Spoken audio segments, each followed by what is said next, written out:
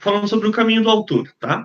Então, basicamente, o que a Margaret diz pra gente a respeito de dúvidas, né? Se eu tenho uma dúvida, não sei se eu deveria ser um autor ou se não, né?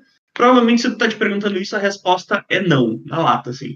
Porque escrever não é uma escolha que a gente faz como a gente decide ser um médico ou um advogado, né? Ele tem muito mais a ver com a vocação que a gente tem para a escrita do que com uma carreira por si só. Claro que a gente pode fazer uma carreira disso, mas começar a ser escritor, né, visando só a carreira, sem sentir que tem uma vocação para isso, provavelmente não dá certo. É o que diz ela, né? Na geração dela, por exemplo, ela diz que ninguém escrevia pensando em conseguir contratos e publicar, se tornar famoso e etc., ou ter uma carreira estável. A imagem ideal de um autor naquela época era do cara fracassado, bêbado, sem dinheiro, que vivia num apartamento em Paris e dedicava o resto dos dias tuberculosos deles para arte, só para arte, pelo prazer da arte, e ponto, né? E o que acontece? Hoje em dia, as pessoas elas ouvem falar de autores que eventualmente se dão bem, que conseguem contratos milionários, e elas pensam que esse é o normal, quando na verdade não é. A verdade verdadeira é que a maioria das pessoas não consegue viver de escrita. Os autores bem conhecidos nossos, que hoje são considerados clássicos, etc., eles tinham outros empregos. E a Margaret sempre pensou que seria assim com ela também. Então, o que a gente tem que levar da lição de hoje? Tá? Que não existem manuais de instrução para a gente seguir no caminho de autor, e que, convenhamos, é um caminho muito difícil, né, para não ter manual. Devia ter um manualzinho, mas não tem. É muito difícil essa coisa de ser escritor. Só que a gente pode, sim, fazer da escrita um negócio, seguir certos padrões, templates, né, que, inclusive, certas casas editoriais vão ajudar a gente a seguir por esse caminho. Só que escrever desse jeito tem menos a ver com criatividade e invenção e mais com seguir passos e regras, né? Marcar caixinhas, como diz ela. Do tipo, vou marcar que o primeiro beijo vai ser na página 32, a primeira briga na página 57, a cena de sexo na 89, etc e tal. E não é bem desse jeito que ela, Margaret, funciona e ela presume que a gente também não, tá? Então, se a gente não tem um manual de instruções e se a gente não quer seguir só essa cartilha de como escrever num beabá, seguindo regrinhas e dentro das convenções que foram estabelecidas por outras pessoas, né? Se a gente quer ter um tanto de criatividade, um tanto de inventividade dentro da nossa criação artística, a gente tem que, de fato, ter uma vocação para isso. A gente não pode escolher do nada assim, cansei do meu emprego, o que você agora? Você é escritor. Tem que ter aquele chamado. Parece coisa de filme, né? Que a gente diz, mas eu fui chamado pelo meu trabalho. Assim, não é exatamente ficção, não é exatamente fantasia. A gente, de fato, sente uma necessidade de contar histórias e sente uma necessidade de colocá-las no papel. E imagino que todo mundo aqui sinta isso, talvez em níveis diferentes, mas todo mundo tem necessidade de colocar histórias no papel, contar para outras pessoas. E isso é a vocação da qual a Margaret está falando, certo? E aí, o que vocês querem conversar a respeito disso? Depois de dar oi para a Vivi, que chegou. Oi, Vivi. E aí, Vivi? Então, cara, sobre esse negócio de regrinhas e formulinhas e etc., que ainda mais falando, né, eu vindo fazer meu comentário de não, porque no cinema, como sempre, porque eu sinto que se isso é meio presente na literatura, essas fórmulas e tudo mais, no cinema isso vai para outro nível, assim, né? De literatura sobre roteiro e tudo mais, e televisão, trabalhar esse tipo de fórmulas e regras e tal. E eu sempre penso que, para além do que, enfim, a Margaret está falando de vocação e tudo mais, que eu acho que tem muito a ver de fato, mas essa questão dessas fórmulas que de fato você pode acabar caindo numa questão só de reproduzir alguma coisa, elas têm uma coisa muito interessante que é como uma ferramenta analítica, assim. No sentido de que, se o by the book, a regrinha diz que o seu beijo do seu romance romântico tem que estar na página X, e aí você olha para sua história e você tá na página 2X tendo beijo, você pode olhar para isso e perguntar, por que isso está acontecendo? E aí tentar entender se você está enrolando e demorando para entregar alguma coisa que talvez seu público esteja esperando e que você pode corre o risco de perder ele por estar com um ritmo muito lento, ou você olha e fala, não, tá, mas é porque eu construí a história dessa forma e eu criei outros mecanismos que estão segurando para exatamente fazer um build-up maior e chegar nisso aqui. Ou, sei lá, você conclui por qualquer motivo que seja que não, beleza, na minha história isso aqui não se encaixa mais por causa disso. Mesma coisa, se você vê que está chegando muito antes, né, do que alguma coisa estaria acontecendo, putz, será que eu não estou apresentando meus personagens direito e aí eles estão se beijando, mas as pessoas estão cagando para eles? Porque, enfim, ninguém conhece esses caras direito e a gente não liga para esse beijo?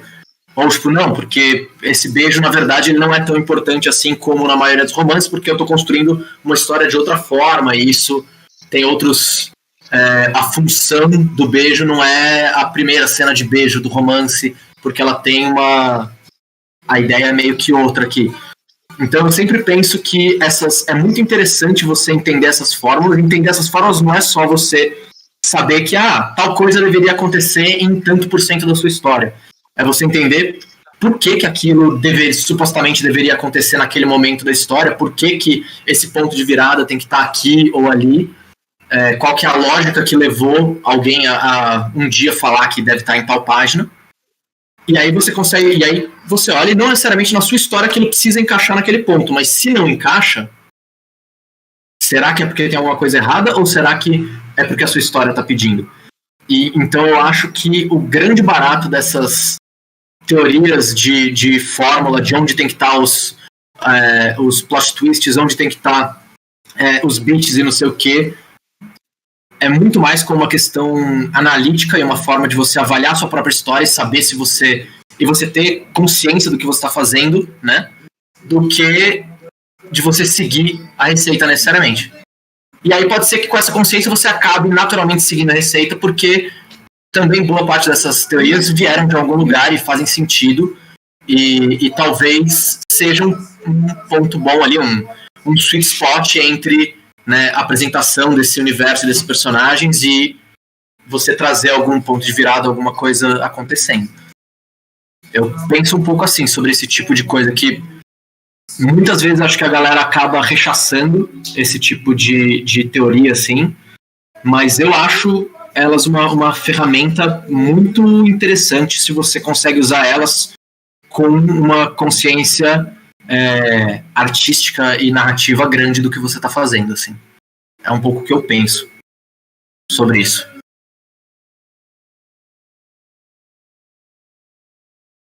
Eu concordo muito com o Vitor. Eu queria resgatar aqui uma fala do Larry Brooks, né? Eu sou o arauto do Larry Brooks e do John Truby, né? Infelizmente, mas o livro Story Engineering do Larry Brooks, né? Ele é bem focado na estrutura narrativa que a gente usualmente a gente conhece para o cinema, mas o livro do Larry é focado sumariamente em livros. Ele é para escritores de novelas, de romances e não para roteiristas, né? Porque, por exemplo, o livro do Truby, do Maki, a maioria dos materiais que a gente tem em narrativa e estrutura são voltados para o audiovisual, né? E uma coisa muito legal que ele fala é que, tipo assim, e vai muito aí na direção do que o Vitor falou. Não necessariamente você tem que escrever usando uma estrutura. Não é isso. Tipo, a gente não tá aqui para criar uma receita de bolo, né? Aliás, peraí que tem um avião passando, eu não sei se o microfone tá captando. Mas, assim, a ideia não é que isso vire uma receita de bolo e fique repetitiva, mas se você fosse pensar na história como um empreendimento, como uma construção, como uma casa, um edifício, a ideia que o Larry traz para isso é que a estrutura vai te servir para usar a matemática básica para construir a casa. Você não vê um arquiteto reclamando que ele tem que aplicar conceito de engenharia e de física na hora de construir a casa, né? Ele se adapta a esses conceitos e ele usa eles ao favor dele, né? É até muito bonito, né? Aquela história toda de tipo assim, o sol nasce no leste, se põe no oeste, tem todo aquele esquema vento direcional norte polar, enfim, várias questões que quando você vai construir uma casa tem que ser levadas em consideração, fora o terreno, se ele é um terreno poroso, se ele é um terreno sólido, de argila, etc, etc. E algumas coisas para você construir a casa, independente se você vai construir um bangalô, você vai construir um prédio, você vai construir um galpão, você vai ter que fazer uma fundação, você vai ter que, né, construir um alicerce ali para sustentar. E a analogia que ele faz é, para histórias é a mesma coisa. Isso não vai servir, a estrutura, você ter os bits, você ter marcos na história, não vai servir para engessar sua história, né? Vai servir para dar uma base para onde ela deve caminhar, para onde ela poderia caminhar, e potencializar aquilo que você tem para contar. E eu acho que a vantagem de se usar isso é que a gente está lidando com pessoas que estão consumindo material o tempo todo. Livros, histórias, séries, filmes. E se você souber qual é a expectativa de uma pessoa sobre a história que você está contando, você também tem arma agora para poder subverter. Isso é muito legal. Uma pessoa que eu acho que faz isso assim de maneira estupenda, tipo, fenomenal, é o Neil Gaiman. Eu nunca sei o que vai ter na próxima curva do Neil. E se você for pegar os livros dele, todos eles têm uma... Se você procurar a estrutura, ela vai estar lá. Isso não vai te impedir de contar uma narrativa inovadora e interessante. Isso só vai te dar a força de aproveitar os momentos certos da história para poder injetar os melhores, não sei, os melhores temperos, né? Aquilo que vai deixar ela ainda mais saborosa para quem está lendo, né? Ou então, se você não quiser fazer, você vai saber exatamente os momentos que isso vai ser mais potencializado. Ó, vou subverter tudo quanto é expectativa. Vou fazer essa história mais o oposto possível do que o leitor espera. Para você poder fazer isso, você tem que conhecer o que ele espera. Então, eu acho importante isso. Você, no seu caminho de escritor, né, você conhecer essas estruturas.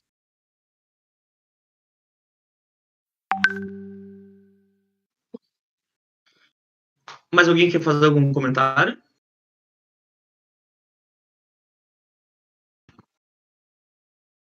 Ok, de boas. Vou considerar isso um não.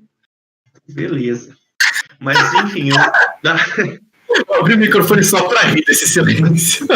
Obrigado. Pra você não ficar sozinho aí. Ah, valeu, meu tão querido.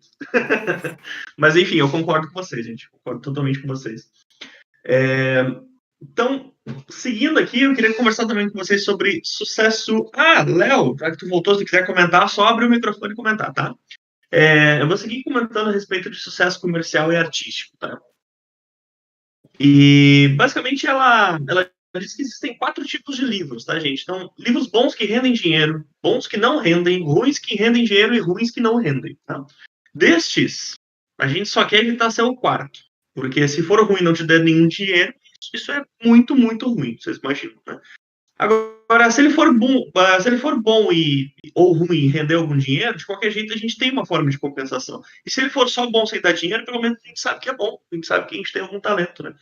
Então, o mundo das artes, ele é bem arriscado, tá? E que a gente seja muito bom, tenha ótimos livros, ótimas ideias, ótimas execuções, um dom incrível de escrita, um livro maravilhoso na mão, e aí, de repente, a gente só desaparece e é completamente esquecido, ou a gente nunca é descoberto, né? E como, por exemplo, o próprio Van Gogh, por exemplo, nunca ganhou nada, nenhum dinheiro com as obras que ele pintou, e depois de morto se tornou um grande mestre. A gente consegue pensar também em vários autores que se tornaram famosos depois de mortos. E muitas vezes isso é o que acontece com a gente também, certo? A gente não pode cair muito na ilusão de que só porque eu escrevo eu estou fadado ao sucesso. Isso é triste de dizer, mas é verdade, a gente tem que encarar essa realidade. Porque alcançar o sucesso ele tem muito a ver com o trabalho que a gente emprega, com estar na hora certa, no lugar certo, com um bom trabalho na mão, e menos com esperar que a sorte sorria e as coisas aconteçam com a gente. Sem que a gente se esforce por isso. Buenas. Mas, no final, a gente não pode desistir, certo? Muitos bons livros e de muito sucesso, né, eles são recusados dezenas e dezenas de vezes antes de receber uma chance. Certamente, a maioria de vocês já ouviu falar na história da J.K. Rowling, quantas vezes Harry Potter foi recusado por dezenas de editoras até que ela ganhasse uma chance e se tornasse o sucesso que é hoje, né? ela conta que a Margaret ela conta que ela mesma ela teve problemas publicando o primeiro livro dela, que ela escreveu por conta própria e nunca conseguiu publicar. Livro, inclusive, que tinha um final muito à frente do seu tempo, porque a protagonista ela tinha que decidir no final se ela ia empurrar o homem do telhado ou não. Então, mesmo que a gente tenha ideias super geniais à frente do nosso tempo, e a gente esteja pensando muito fora da caixinha, às vezes as pessoas em volta elas não estão ou dispostas, ou não está no momento delas lerem aquilo, ou a gente não consegue chamar atenção o suficiente para elas nos lerem. Então não é só uma questão de dom, de capacidade de escrita ou de conhecimento, às vezes é uma questão de circunstâncias e nem todas elas estão sob o nosso controle, certo? E aí, só para encerrar essa parte, tem a história do Robert Louis Stevenson, que é o autor de Ilha do Tesouro, né? Que a Margaret conta que esse cara, ele tinha recém se mudado para a casa em que ele morava, e ele tinha mulher, tinha filhos, dividia a casa com outras pessoas, ele tinha recém se decepcionado muito com o mundo da escrita, tinha queimado os 2 ou 3 primeiros romances dele, não lembro agora. E aí, dentro da casa dele, né, uma das pessoas com quem ele dividia a casa era um rapaz, ele pintava quadros, aquarela, etc. E ele viu um dia que esse rapaz ele estava pintando um mapa do tesouro, né? E aquilo inspirou ele bastante, porque o guri estava colocando umas palmeirinhas, porque era uma ilha tropical, então o guri botava umas palmeirinhas, aí ele botava mais outros detalhes. Daqui a pouco ele colocou um X para indicar um tesouro, e aquilo foi aguçando a imaginação do autor, até um ponto em que ele decidiu, vou escrever um negócio sobre isso. E ele escreveu ali, sei lá quantos capítulos, vou dizer que ele escreveu o primeiro capítulo, porque eu não lembro quantos. Escreveu o primeiro capítulo e mostrou para um monte de gente, fez uma leitura coletiva na casa dele. Um dia ele recebeu a visita de um editor que chegou lá para jantar, e ele mostrou o primeiro capítulo, o cara achou muito bom, eles publicaram, e aí ele teve um bloqueio de autor. E ele teve que superar todo aquele bloqueio de autor escrevendo. E no final o livro dele acabou se tornando um sucesso internacional. E, enfim, então a gente não sabe os caminhos que vão levar a gente até o sucesso que a gente merece, ou que a gente tem destinado, não sei, depende do que vocês acreditam, né? A gente não sabe os caminhos que vão levar a gente até um determinado sucesso. E a gente precisa continuar trabalhando e ter sempre uma obra na nossa mão para que a gente aproveite as oportunidades que surgem, às vezes, do nada, no nosso caminho. E aí, quem é que quer comentar um pouquinho?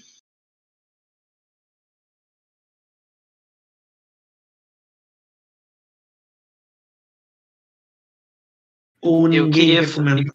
Não, eu queria falar que, tipo, isso na verdade é uma coisa muito mais comum do que a gente imagina, né? Essa demora dos livros fazerem sucesso. Nós, como autores, acho que a gente é muito ansioso, né? Eu, por exemplo, publiquei essa semana um conto e semana passada, na verdade, o Pedro até ficou nervoso comigo porque eu não avisei ele que eu tinha escrito um conto, porque eu tava com um bloqueio desgraçado de meses, né? Mas essa aí é uma história para. Pois é, mas essa é uma história para daqui a pouco, se vocês quiserem ouvir do como que eu venci esse bloqueio, que foi bem interessante. Mas a gente fica nessa ansiedade, por exemplo, eu lancei ele no dia 29. Tipo, até ontem eu não tinha recebido um feedback sequer de uma pessoa que leu. E eu tava, assim, um pouco chateado, porque por pior que seja o feedback que você tá recebendo, feedback significa que alguém se interessou em ler, né? E se você não vê alguém falando sobre, nem que seja mal, você fica assim, pô, será que é tão ruim que ninguém se deu o trabalho nem de terminar? Ou será que é tão ruim que ninguém se deu o trabalho de falar alguma coisa? E ontem vieram os primeiros feedbacks, foram, acho que na sua totalidade positivos, né? Foram bem legais. E o pessoal tem gostado, mas, pô, a gente tá falando de um conto, demorou 5 dias. Quanto tempo leva para um livro fazer sucesso, né? Pode ser que nunca venha, mas eu abri mais cedo um infográfico que mostrava, tipo, alguns livros famosos e, tipo, quanto tempo a galera levou para, tipo, primeiro escrever o livro e segundo para ele ficar famoso. Então, por exemplo, tipo assim, Senhor dos Anéis, a trilogia, levou 16 anos pro cara escrever para começar, né? E se eu não estou enganado, o Senhor dos Anéis só foi ficar famoso nos Estados Unidos uns 20 anos depois que o Tolkien já tinha escrito a história. Eu posso estar falando bobagem aqui, mas eu lembro vagamente de ter lido isso em algum lugar, né? Se alguém tiver informação mais correta, por gentileza, me corrija. E, igual eu falei, é frustrante pra caralho. É triste, às vezes, a gente ver que um cara que escreveu um livro ali até meia boca, e, né, um livro que bem nos modelos que o Pedro falou no começo, né, um livro template. A editora falou assim, velho, página 20, personagem beija, página 5, personagem tem que ver o outro pelado, enfim, alguma coisa nesse sentido, e o cara vai lá e faz sucesso. Ele está escrevendo um nicho que faz sucesso, e se ele seguir esse padrão, ele faz sucesso. Mas fazer o quê? É o jogo, ele funciona assim. A gente tem que. O que resta para nós é tentar jogar da melhor forma possível. E como que a gente pode fazer isso? Controlando a ansiedade, escrevendo bons livros, estudando bastante e se dedicando a divulgar mesmo e acreditar. Eu acho que o mais importante de tudo é, se você não acreditar no seu trabalho, quem que vai? A gente tem poucos casos de pessoas que foram descobertas porque a outra pessoa acreditou nela, né? Tipo assim, o caso lá do Stephen King, que eu acho que é famosíssimo, né? Que ele jogou fora, se eu não me engano, era o... Me corrijam novamente. O manuscrito de Carrie é estranho, eu acho, e a esposa dele pegou do lixo e falou, isso aqui é muito bom, nós vamos tentar publicar, e aí deu certo. Tipo assim, quantos são os casos em que isso acontece, que existe uma intervenção de outra pessoa ao seu favor, que acreditou no seu trabalho e te obrigou a dar prosseguimento com o seu livro? Pouquíssimos. Então eu acho que você tem que ser o maior fã da sua história, sabe? Se você não for, se você não acreditar nela, falar dela com paixão, não se apaixonar pelos seus personagens, você está pedindo demais para os leitores, porque nem você acredita naquilo, entendeu? Por que outras pessoas iam? Então, é frustrante, mas eu acho que a gente tem que ter paciência. Fazer o quê? É o que resta, né? Não sei se vocês concordam comigo em relação a isso. Porque a gente tem que pensar que é um tempo desgraçado que a gente vai levar para escrever e um tempo que pode ser ainda maior para isso ser reconhecido. E é assim que funciona.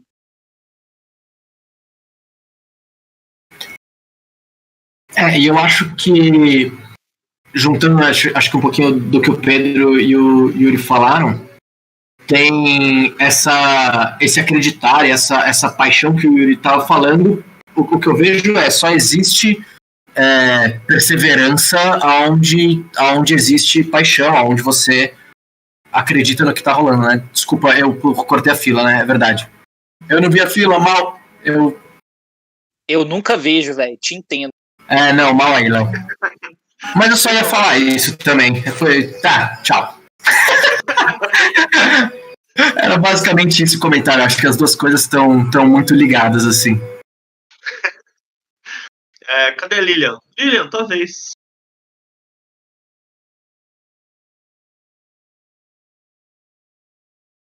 Som, testando? Olá, Som. Não que me lembra aqueles shows mal feitos. Não é legal isso. Eu ia muito nesse show mais. Tá todo mundo som, 1, 2, 3. Eu já fui em muitos assim, então eu tenho memorizado muito bem. No interior só tem show assim. Mas vai lá, Lilian. Então, só complementando aí a parte que vocês estavam falando, realmente, eu estou investindo pesado para essa história de quando eu morrer, eu ser famosa, porque eu pinto, desenho, escrevo, tudo dá na mesma, só vou ser famosa quando morrer. Mas enquanto isso não acontece, né, a gente vai trabalhando de outras formas. Aqui. Enquanto você não morre ou enquanto você não fica famosa? Só para entender qual que é a expectativa. Enquanto eu não morro, porque assim, eu lembro que Entendi. Quando eu fiz a minha primeira pintura, minha mãe pegou a minha primeira pintura a óleo, colocou na parede e falou, essa daqui é minha. Eu falei, por que, mãe? Dela, porque quando você morrer, eu vou vender e vou ganhar dinheiro. Então, o primeiro trabalho original de Lilian. A Udine fala isso o tempo todo. Gente, a mãe dela e o pai são iguais, eles falam isso direto, é verdade. Eu estou aqui para provar. Então, essa parte do livro, né? Atualmente, eu penso muito assim, que a escrita do livro é uma coisa bem complexa, ela suga a gente, principalmente você fechar um final e que esse final seja interessante para as pessoas, que você consiga um feedback, né? Como vocês estavam falando aí, é muito difícil. Só que toda essa parte toda difícil ela é 5% do processo de fazer fama, né, ter sucesso com uma história, ou com várias histórias, ou ser escritor.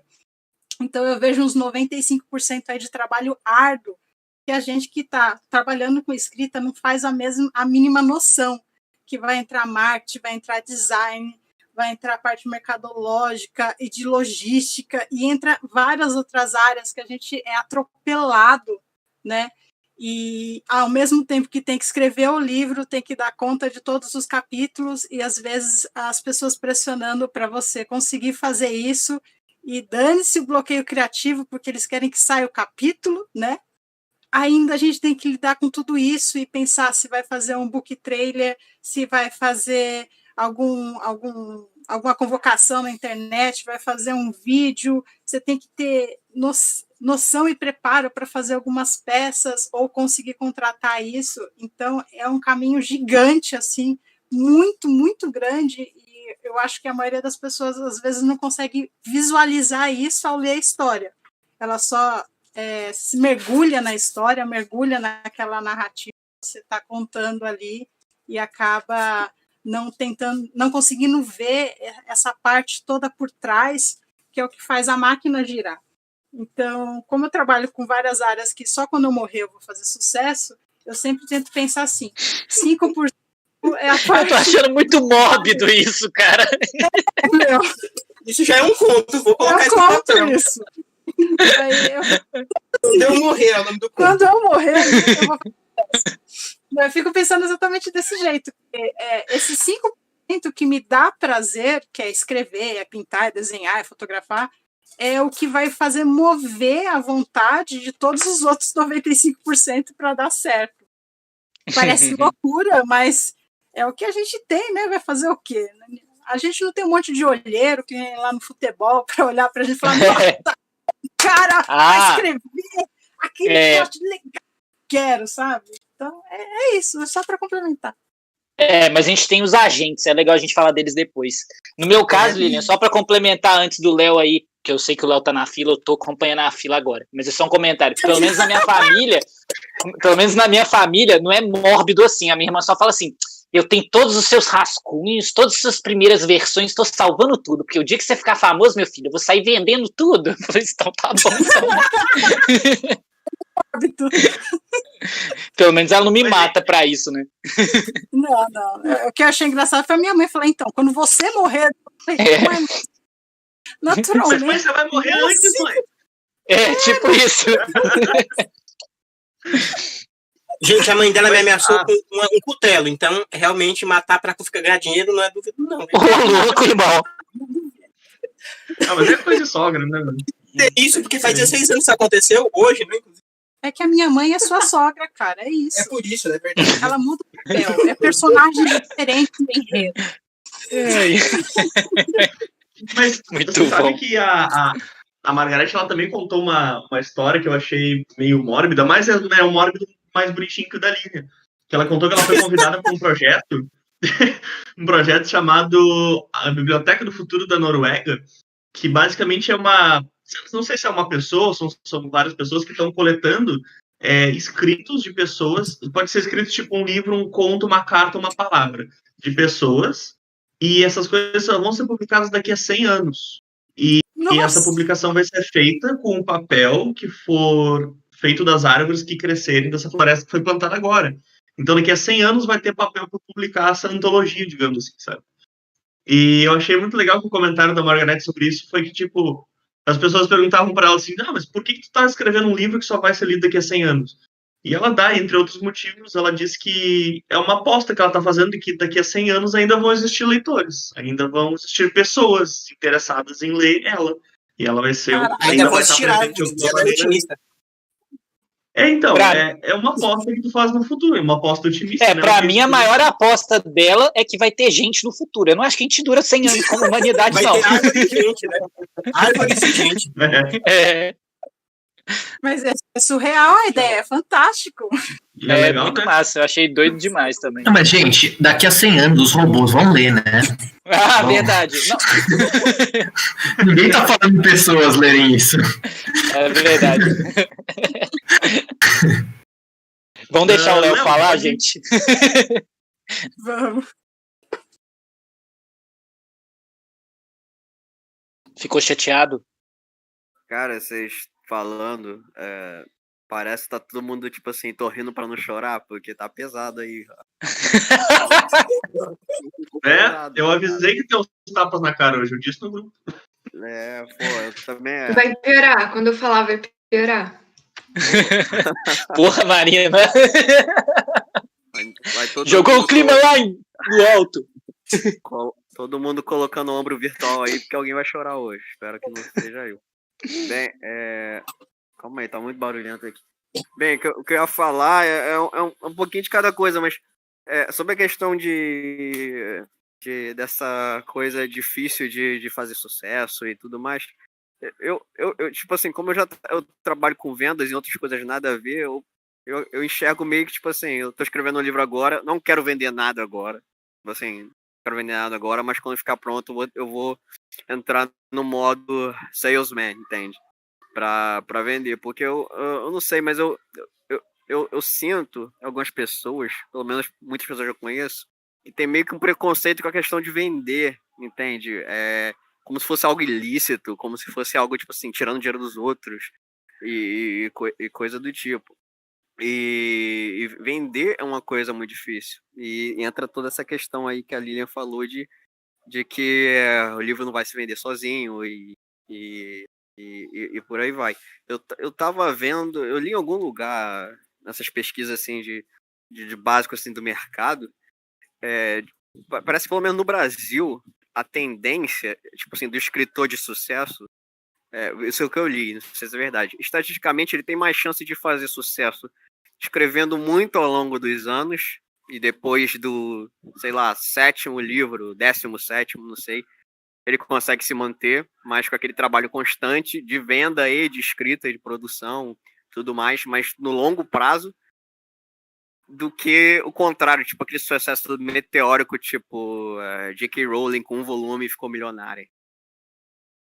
Então, essa é uma curiosidade que eu queria trazer, que eu li recentemente. E deixa eu parar pra perguntar, vocês estão me ouvindo ou eu tô falando sozinho? Eu não ouvi nada, cara, eu já tinha começado. Não, tô brincando, né? Tá direitinho. Nós estamos te ouvindo sim, Léo. Eu ia tacar esse telefone lá longe. O Pedro, ele é cruel, velho. Você tá vendo? Ele se vinga. Você fica chamando ele de ditador, mano. Não, é isso.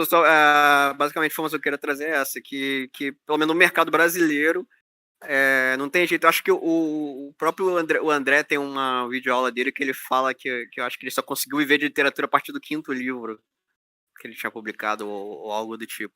Que ele conseguiu ter um salário assim, como se fosse um salário, né, normal das vendas deles e tudo mais. Então, basicamente é isso que eu queria trazer. É que a partir do 5º livro ele também já fazia propaganda pra Nextel, né?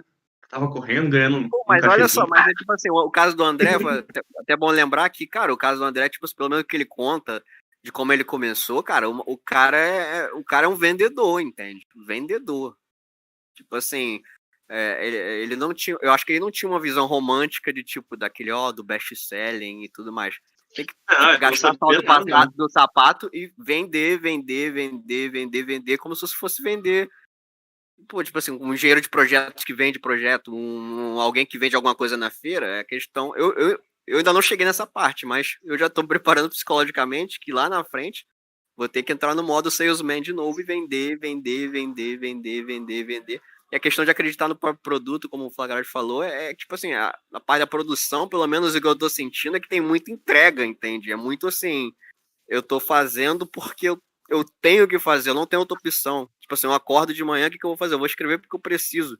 Não é porque, eu tô romantizando, tô me imaginando sendo um milionário amanhã com o primeiro livro, ou o segundo, ou o 10º. Tipo assim, independente se aconteceu ou não, eu tô acordando com esse propósito porque eu preciso. Eu não tô, tipo assim, por exemplo, esse ano eu acho que eu li um livro ou 2, não lembro, eu acho que um não foi nem de ficção, e o outro foi que eu nem lembro mais do que é. Tipo, as coisas do meu gênero eu nem consigo mais ler, porque eu acho que eu tô perdendo tempo. Assim, porque eu não tô querendo falar que os livros são ruins, nada disso. Mas a necessidade de escrever é tão grande que eu não consigo botar mais nada pra dentro. De outros autores, entende? Porque eu falo assim, pô, poderia ser eu escrevendo algo parecido. Algo nesse nível. Então, nem praticamente esse ano, daqui pra frente, eu também vou ficar mais 6 meses sem ler praticamente nada, talvez um livro ou outro que não vai ser de ficção. Então, mas já pensando lá na frente que vai ser a questão de vender.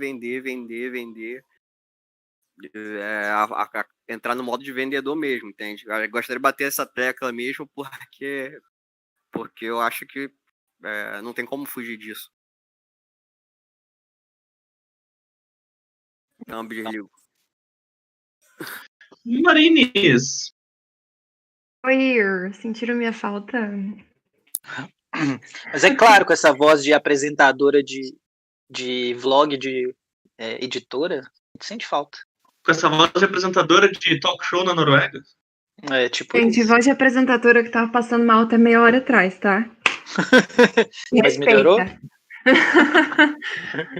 Enfim, vim pra cá. Só queria comentar sobre isso que vocês estão falando, duas questões maiores. Primeiro que a gente tá falando de sucesso, mas o sucesso é relativo. Até no mundo da literatura. Tem gente que quer ser lido, tem gente que quer ser respeitado e tem gente que quer viver literalmente financeiramente disso.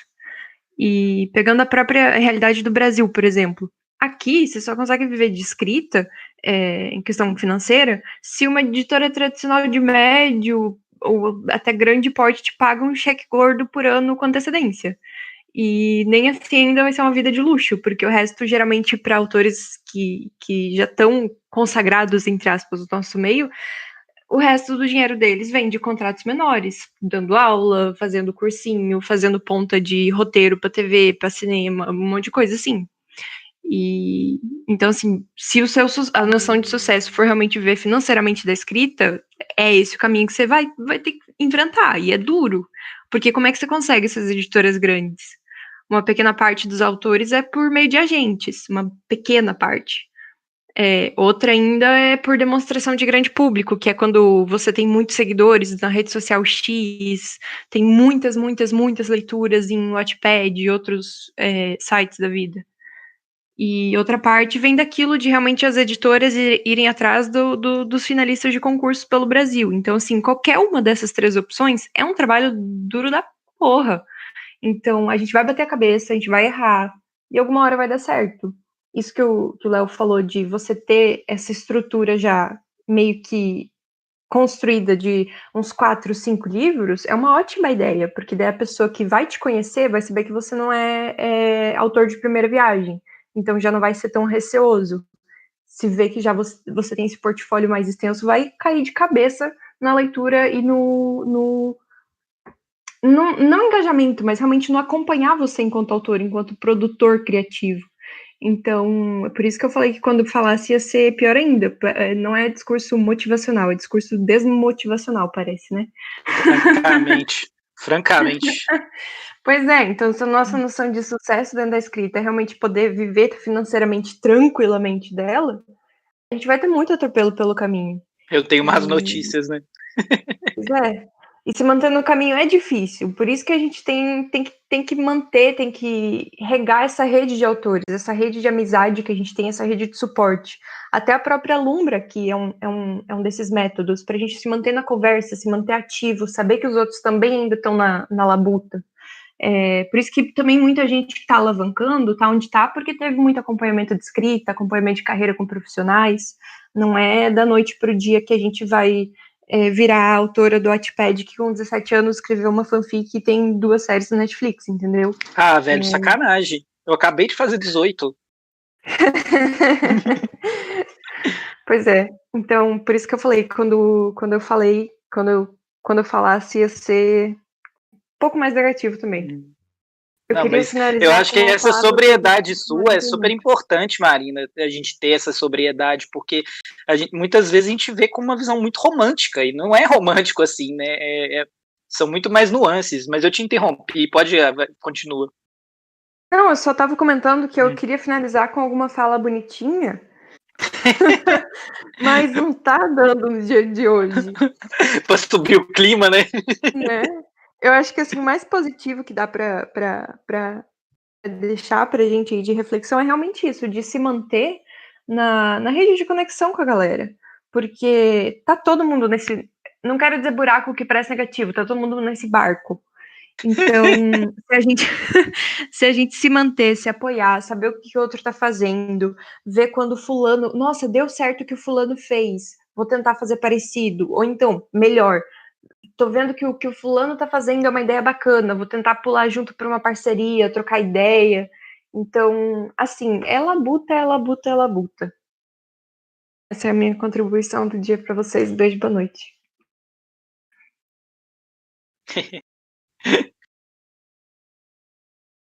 Não fale de crise, trabalho. Frase motivacional pra terminar. Pior, né, velho? Saudades daquele tempo. Nossa, saudades.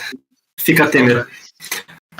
Mas eu concordo muito com o que a Marina falou também. Eu acho que é importante a gente ter essa sobriedade.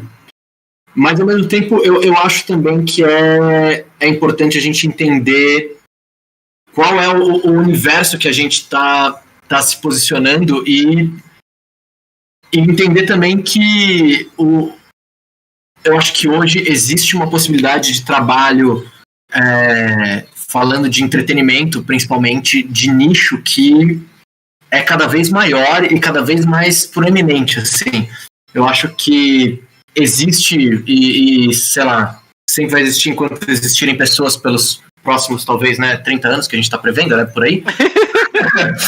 Mas sempre vai existir essa cultura, alguma cultura mainstream e sei lá, os livros que tá todo mundo lendo, os filmes que tá todo mundo vendo, as músicas que todo mundo ouve, mas cada vez mais eu sinto que existe uma força da cultura de nicho que vai aumentando, assim. Então as pessoas, tá todo mundo vendo filme de super-herói da Marvel, mas ao mesmo tempo, sei lá, com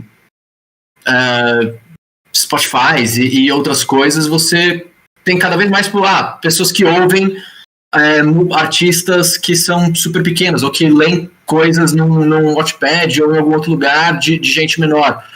E eu acho que faz parte do trabalho que a gente está fazendo entender que não necessariamente a gente está competindo no mesmo mercado exatamente que uma grande editora, que, sei lá, uma J.K. Rowling estava fazendo quando ela começou a lançar um Harry Potter, assim.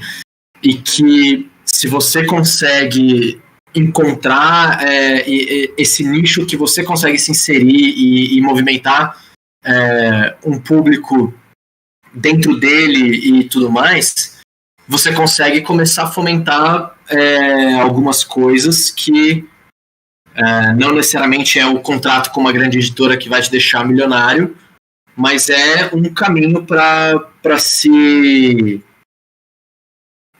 remunerar com as coisas e para se financiar, que não é a mesma lógica de venda, né?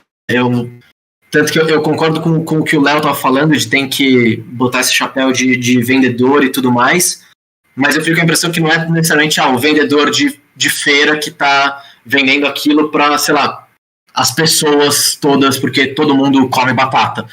É mais, sei lá, aquele cara que tá vendendo algum negocinho na internet que é tipo super específico, mas que tem um público que precisa daquele negócio e que, se você encontrar esse nicho, você vai ter muito mais abertura e muito mais possibilidade, assim.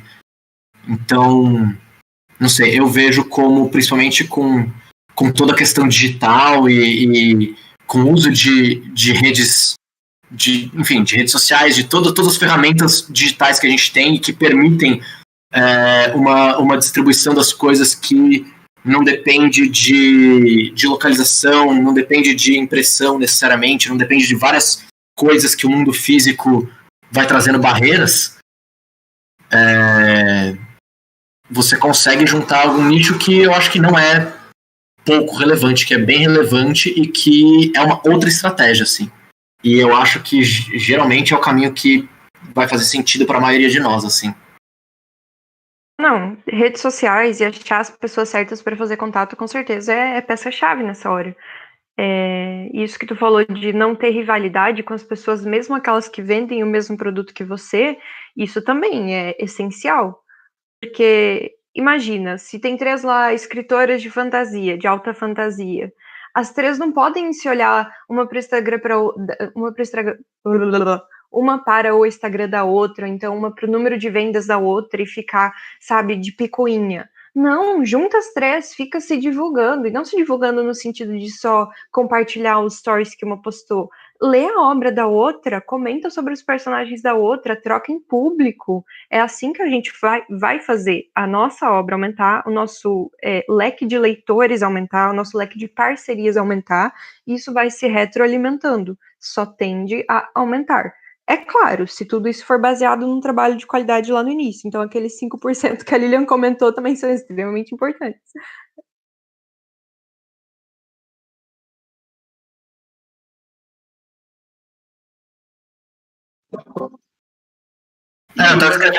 Exatamente, eu acho que isso que a Marina falou é muito verdade, porque é isso, se tem 3, sei lá, esses 3 autores independentes de fantasia que estão vendendo e que compartilham meio que o mesmo nicho não só de pessoas que leem livros de fantasia, mas pessoas que leem livros de fantasia independentes de autores brasileiros, você não está competindo com essas pessoas, porque a pessoa que lê um provavelmente tem interesse em ler os 3, assim. E parcerias e fomentar as coisas junto provavelmente pode trazer bons resultados. Até porque dificilmente você produz na velocidade que uma pessoa consome, né? É muito mais rápido ler um livro do que escrever um.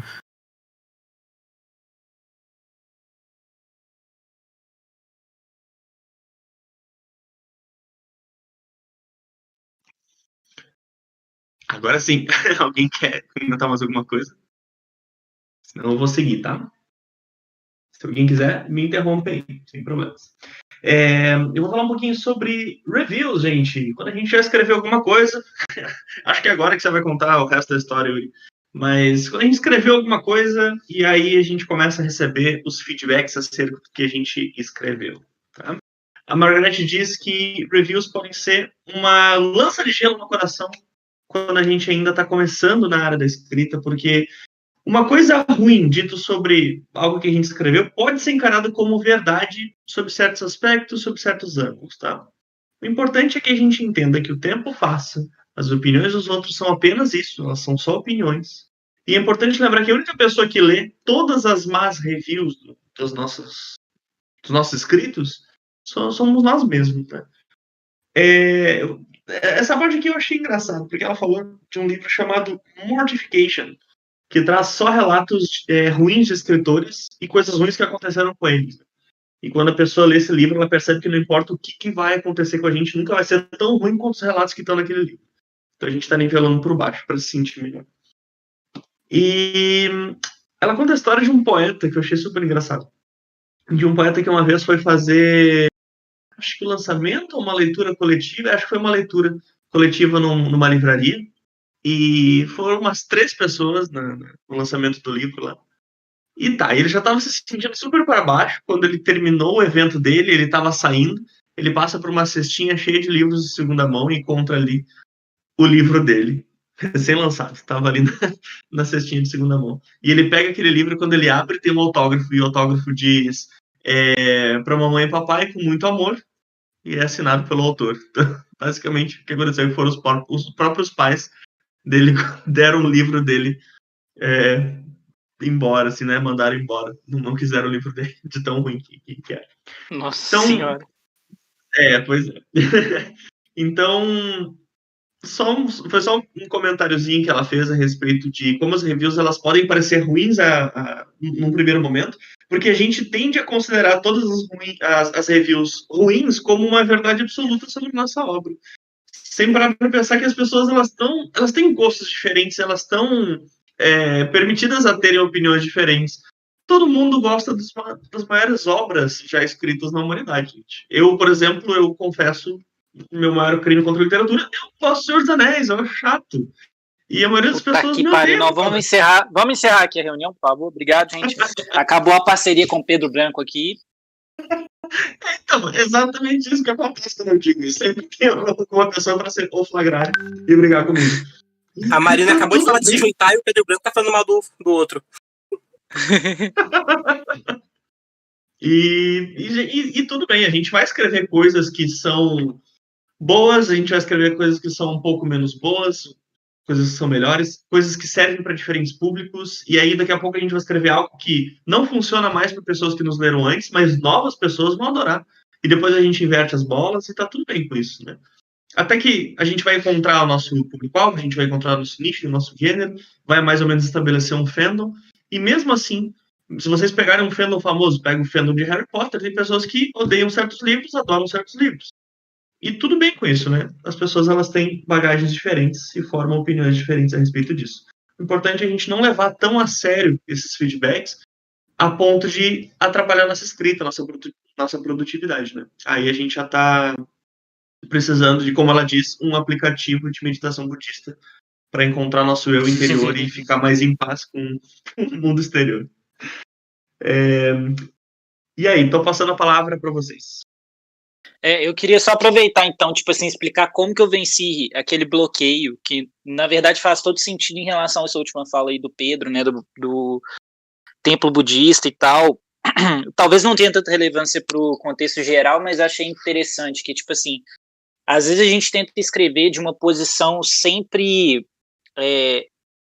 Primeiro, muitos de nós têm aquela visão do escritor fudido que é alcoólatra, vai morrer de cirrose, tem que escrever de todas as dores da vida, o cara nunca foi feliz um dia, nunca viveu um bom amor, enfim, né, tipo, toda aquela situação de que, porra, tem que ser decadente para ser um bom escritor, e não é bem assim, né, e eu sou uma pessoa que sofre de depressão e ansiedade, e é até bem complicado.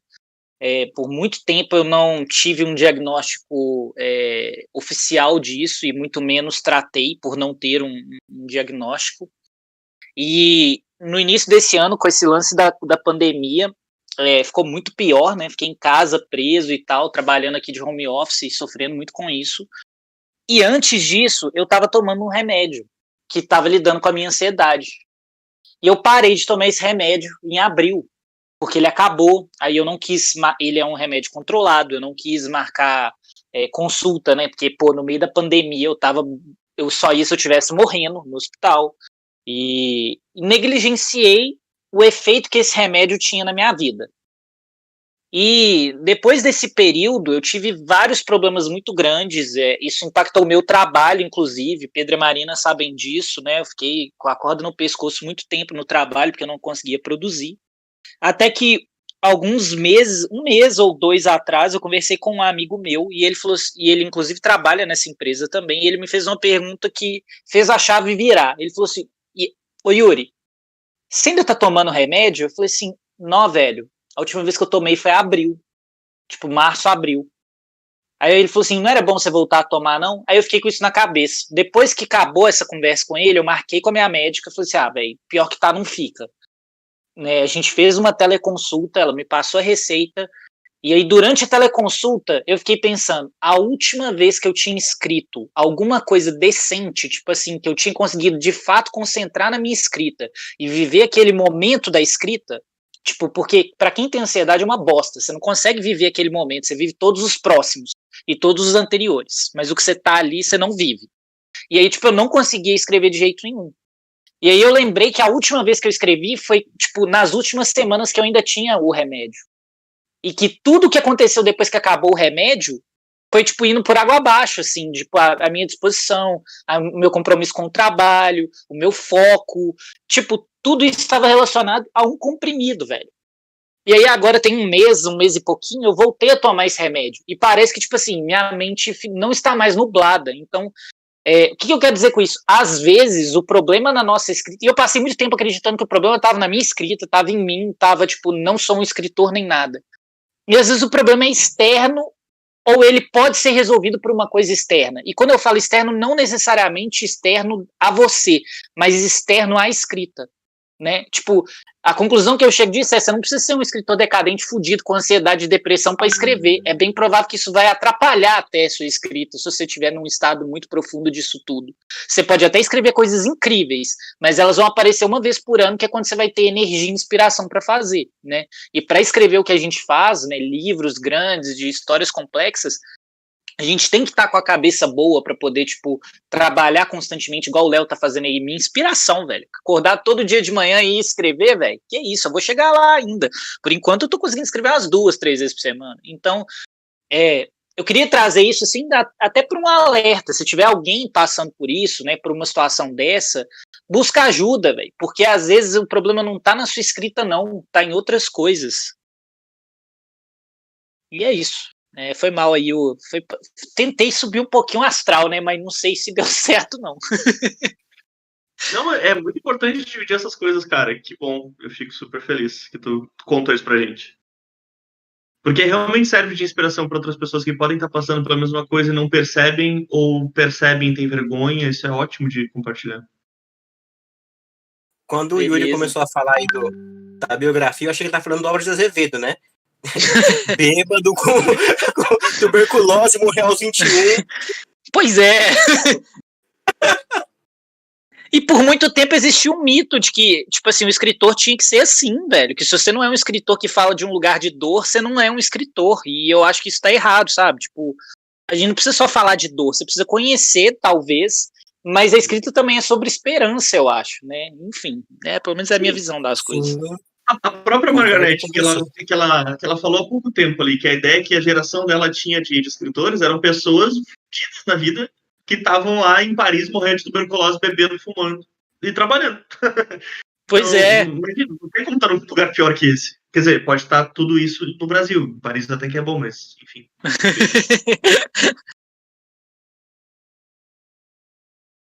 E aí, mais alguém quer fazer algum comentário sobre o reviews? Quer compartilhar uma review ruim que recebeu? Eu nunca vou esquecer da moça na Bienal que pegou o Colheita de Inverno e começou a ler a sinopse e ela parecia ok. E aí eu cheguei para conversar com ela, eu comecei a falar do livro e cada palavra que eu soltava, ela murchava um pouco mais. Daí ela largou o livro, agradeceu e foi embora. Eu nunca vou esquecer dessa mulher. Foi o mais horrível que eu já recebi. E ela não disse uma palavra. Eu já aprendi uma palavra. Não sabe vender. Ela disse obrigada e largou o livro. Continua escrevendo, Pedro Branco, deixa os outros vender. Uma dica para não receber feedback ruim da sua escrita é não escrever. É isso que eu ia falar. É não escrever, né? Eu sigo essa dica e tá funcionando? Não, às vezes você nem precisa ser tão extremo, né, Marina? Você pode escrever, mas você não mostra pra ninguém. Funciona, não. Porque daí vão perguntar, quantos livros você escreveu? 17. E quantos feedbacks negativos? Nunca, nenhum. Nunca, nenhum. Esse currículo. Parece aquela questão da pessoa que tem, tipo, aquela pseudo-independência, né? É aquela pessoa que é solitária, mas banca de independente, mas no final das contas ela não se relaciona por medo de tomar toco e dar tudo errado, aí banco independente. Me lembrou muito isso aí que a Marina falou. É o medo, né, da rejeição. Assim. Oi? Deu permissão pra você ficar expondo os outros assim? Não, eu não citei nomes. Deixa eu botar no mudo aqui. Ô, Léo. Ser expulso de novo. Ô, Léo, você tem que lembrar que a Marina e o Pedro, você tem que tomar cuidado, mano. Mas você que toma remédio, cara. Como é que é isso? Por isso que eu sou calminho aí, tá vendo? O que tá faltando é remédio pras pessoas. Indica pra gente aí, indica pra mim também, porque esse negócio aí da ansiedade, acho que eu falei da última vez que eu já passo por isso, mas aquele negócio, alguém me for me interromper a escrita daqui a 10 horas, eu já fico bolado agora. Eu tenho a minha por esse lado, É complicado, cara. É complicado. Fica vivendo no futuro. É foda. Léo é daqueles Tem uma escritores que sugestão realmente aqui. precisava morar sozinho em Paris e beber e escrever. Confesso que eu Paris queria- é demais. Eu Aí, tenho ó. uma outra sugestão para feedback, gente. Diga. Fala, amor. Não tem que ter feedback ruim, de jeito nenhum, faz que nem eu faço. Escreve livro erótico, porque daí todo mundo olha, vê que deu aquela gozada legal e nunca vai comer. Morre de vergonha. Sexo é um tabu, gente. Escreve livro erótico, você nunca vai ter um feedback negativo, é incrível. Não vai ter nenhum feedback, inclusive. É bem provável que as pessoas vão ler só os primeiros 3 cenas de sexo, que é o que elas aguentam, né? Tipo, até gozar depois disso. Gente, eu nunca. Verdade, ninguém fala mal do filme pornô. Aí eu falo assim, nossa, tá bom esse.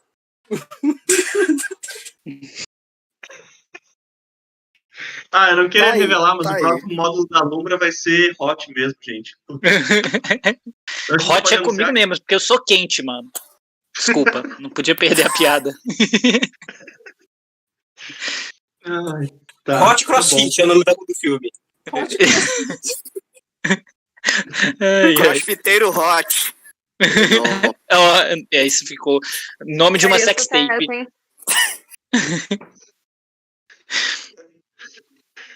Alguém mais quer trazer comentários sobre reviews? Comentários pesados. É que são os mais engraçados, né? Ninguém vai chegar e dizer assim, uma vez eu recebi um comentário muito bom. Tem graça. Não, mas qual era o assunto mesmo original que você falou? É sobre não se abalar com reviews ruins. Com o quê? Eu tenho uma. Não se abalar com reviews. Não se abalar com reviews ruins. Esse é o tema do tá. Voltei. Olha só. Ó, gente, eu tenho uma experiência pessoal. Eu tenho uma das minhas leitoras betas, a Vicky, e ela tem um problema sério. Ela não sabe mentir em nenhuma circunstância. Então, muito bom. Várias vezes ela se mete em confusão, né, em público, porque ela fala alto que ela devia ter só pensado, entendeu? Então, quando eu mando um texto pra ela, eu fico assim, ferrou, vai vir merda. Aí, se ela não responde, tipo, no máximo no dia seguinte, assim, foi tão ruim que eu nem me dei o trabalho. Aí ela responde assim, quando ela tá de bom humor. Nossa, péssimo isso que você fez. Tchau. Então eu sempre mando pra ela, porque se ela responder, tem futuro ainda, é possível salvar. É uma luz no final do túnel. Só crítica construtiva. Exatamente. Mas ela elogia. A cada 50 chutes no saco, tem um elogio. Então vale a pena. Tá bom. Pior que é bem assim, não só... quando a gente fala em reviews, a gente tá falando do retorno dos leitores, né? Mas a primeira revisão vem da gente. Enquanto leitor da própria obra. Vem muita coisa pesada da gente mesmo. E depois, geralmente, a segunda, terceira pessoa, depois do leitor beta, vai ser um revisor, ou um leitor crítico, algo assim. E, sinceramente, às vezes eu sinto que essa é a profissão de pessoas mais odiadas da face dessa terra. Porque 80% das pessoas que fazem trabalho de de leitura crítica, nunca mais voltam a falar com você.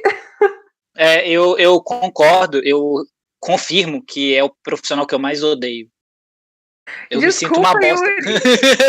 Eu me sinto uma bosta. Caralho, o problema é porque o review é um espelho, né? Então, tipo, você não gosta do que você vê, você fica com raiva do mensageiro. Então é por isso que eu não gosto.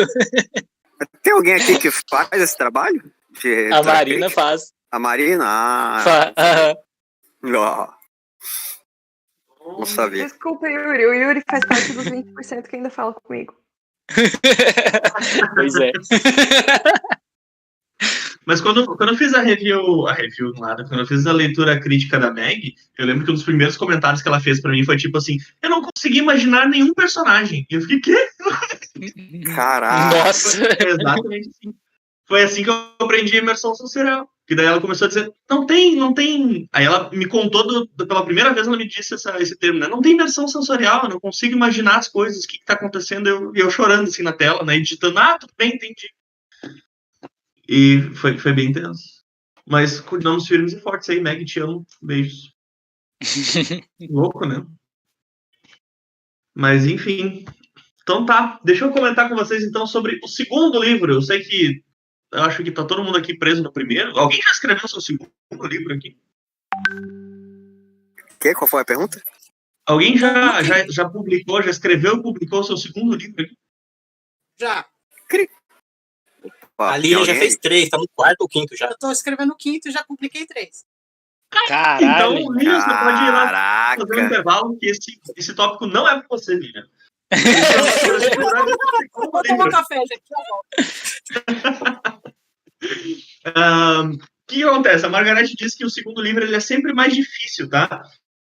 Porque se a gente teve sucesso no primeiro, o segundo livro ele é sempre mais difícil, porque se a gente teve sucesso no primeiro, os leitores, os analistas, os editores, eles vão estar sempre com a expectativa alta em cima da gente, né? Se a gente fez sucesso com o primeiro, eles vão ter uma expectativa alta no segundo também.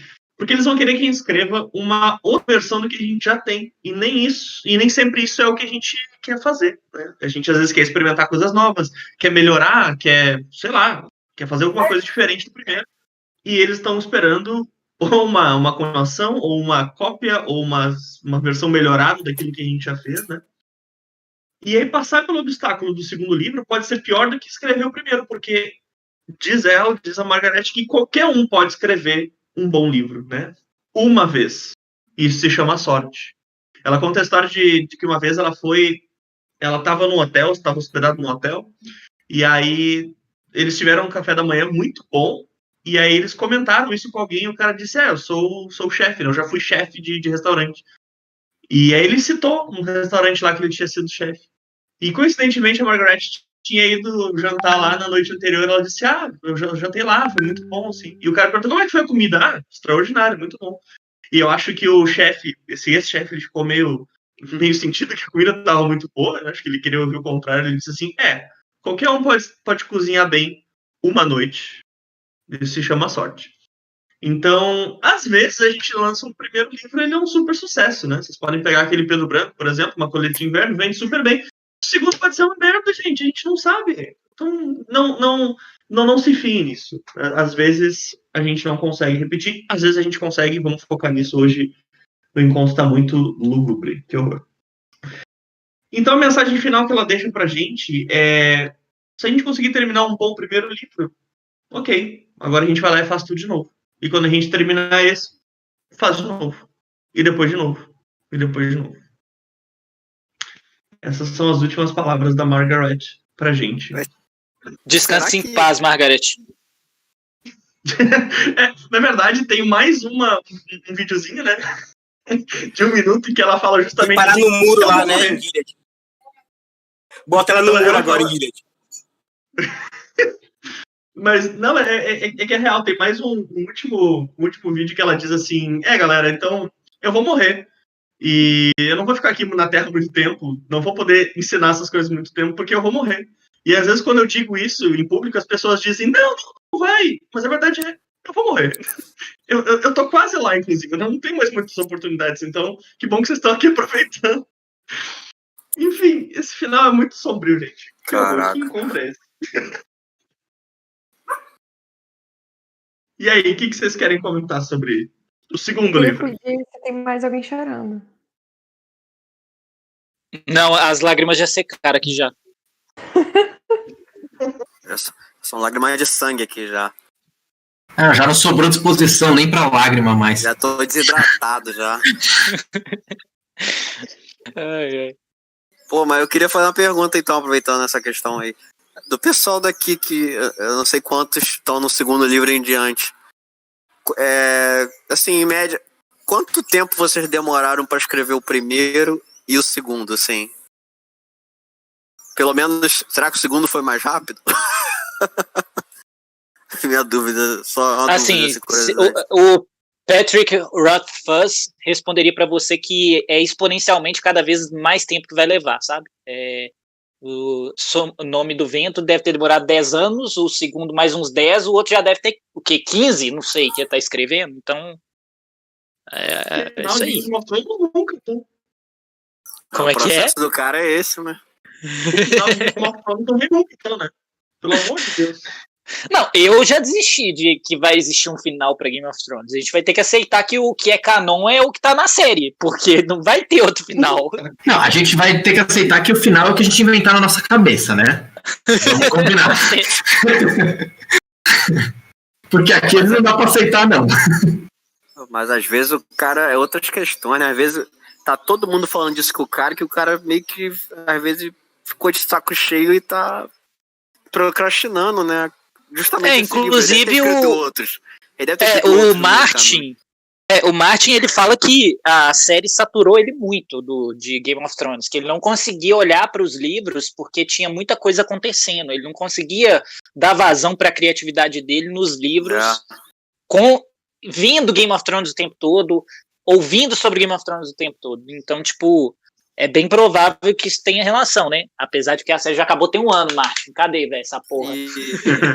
Outra coisa que eu imagino, eu não acompanho os livros nem a série, mas o que eu imagino é que ele como escritor, ele pode, tipo assim, ele tem, sei lá, quantos livros, não sei, outros livros ele tem, tipo assim, os livros são os filhos deles, aí tá todo mundo só gostando de uma série, e ele meio que tem um ciúme avessos em relação aos outros, talvez ele tenha umas coisas assim na cabeça dele, talvez. Será? Aí ele não quer mais saber disso, ele deu um bloqueio no cara, ele quer saber de outras coisas, talvez, né? Será? Não sei. Não, ele é preguiçoso.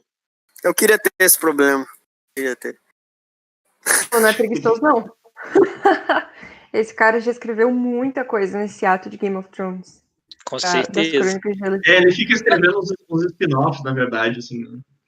E só o tanto que ele escreveu pra chegar em Game of Thrones, velho. Ele é um dos casos que, tipo assim, a obra de maior sucesso dele foi a 30ª, alguma coisa nesse sentido, sabe? Porque ele já tinha um monte de coisa escrita. Pra tu ver, não pode desistir cedo. Tá aí. Ué.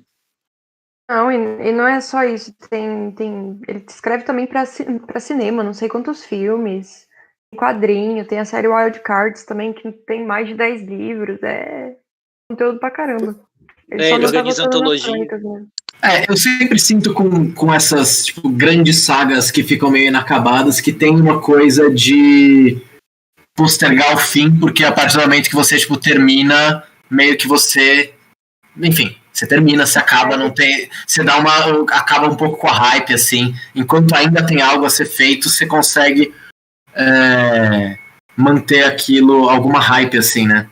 Mas é que chega uma hora que a galera não compra mais essa demora, né? Só um comentário. Tem um autor japonês que escreveu um mangá chamado Rurouni Kenshin. Um sucesso absurdo. Né? Samurai X! Enfim, Samurai X. Para, não. É sensacional, não. Mas o cara, depois que terminou, né, não conseguiu fazer mais nada de sucesso. Então ele tentou uns 5, 6 projetos e foram todos recusados, cancelados depois de 4, 5 capítulos, enfim. Ele sofreu bastante aí, mais de 10, 15 anos até colocar uma outra coisa que foi um mínimo de sucesso. Então, complicado, né? Às vezes você realmente posterga isso aí porque conseguir alcançar o próprio sucesso depois, ou a expectativa em relação a isso, pode ser muito pesado, né? A gente tem o Eiichiro Oda, que escreve One Piece, são 20 anos seguidos a mesma história, e no meu cálculo chegou na metade a história agora. Então, todo mundo fica desesperado. Teve aquele terremoto no Japão e o pessoal, meu Deus, onde estava o Eiichiro Oda? Ninguém se preocupou com as pessoas no Japão. Todo mundo até perguntando do Eiichiro Oda. Falei, gente, olha que loucura isso. Então, a história é tão impactante que as pessoas não querem que termine, né? Talvez nem o próprio autor. Pode ser um problema sério aí depois. O que fazer depois que acaba isso? Né? Boa percepção aí. Essa, talvez, do Guerra dos Tronos seja isso também, né? Tem uma demora, ele faz um monte de coisa, ele vai intercalando, né? Vai deixando pra depois isso também. Pode ser um jeito de postergar, né? Inconsciente até, talvez. Não sei. Às vezes, essa demora e a cobrança que tem para você finalizar uma saga ou alguma coisa assim, acaba fazendo o próprio autor perder a vontade, perder o gosto de fazer aquilo. E daí Foi o que eu comentei. Então. Eu acho que vai meio no jeito que você falou mesmo. Enfim, acho que é isso, né? É uma reflexão também. Eu por exemplo, tipo assim, obviamente eu nem me comparo a esses nomes que você citou. Mas, por exemplo, quando eu tenho algumas ideias, alguns insights, assim, até pro meu livro que eu tô escrevendo, que eu comecei, sei lá, eu fiz o primeiro esboço dele, por exemplo, 2018. Eu fico pensando, tipo assim, cara, se eu tivesse dado um tiro e terminado ele em 2018 com as coisas que eu tinha, tipo assim, eu não teria essa ideia agora, então eu acho que tem meio uma questão de tempo, das ideias certas aparecerem para fechar alguns buracos. Acho que vai muito da inspiração também, né? É claro que eu não tenho nenhuma pressão sobre mim, né? Mas talvez seja o caso desse, por exemplo, do Martin, assim, que ele ainda não tem as ideias para fechar o livro na qualidade que ele quer, o que se espera, assim, né? Também. Isso é real, Léo. Eu sempre tenho pra mim, assim, quando eu não consigo escrever por um tempo, e eu começo a me sentir culpado que eu não tô escrevendo, eu sempre tomo pra mim, tipo, tá, eu não tô conseguindo porque eu não tô com material na minha cabeça suficiente pra fazer um bom... Porque todas as vezes que eu forcei a escrita, eu acabei tendo que reescrever porque saiu ruim, sabe? Então eu meio que fiz as pazes comigo mesmo. Quando eu não consigo escrever, é porque não tá na hora. Eventualmente vai chegar um momento e eu vou conseguir escrever uma coisa boa, sabe? Sim, sim, sim. E aí, quem mais quer comentar alguma coisa? Uma tragédia aí, fala aí alguma coisa. Pô, mas acho E, que ninguém respondeu a questão do tempo, acho que só o Yuri, né? O pessoal aí, o questão do Pedro, tempo? o Pedro, esse segundo livro, o segundo livro que você tá fazendo, você terminou ele mais rápido do que o primeiro? Mas o que você considera terminar? É tipo fazer a primeira escrita ou até dar por encerrado e mandar para publicação?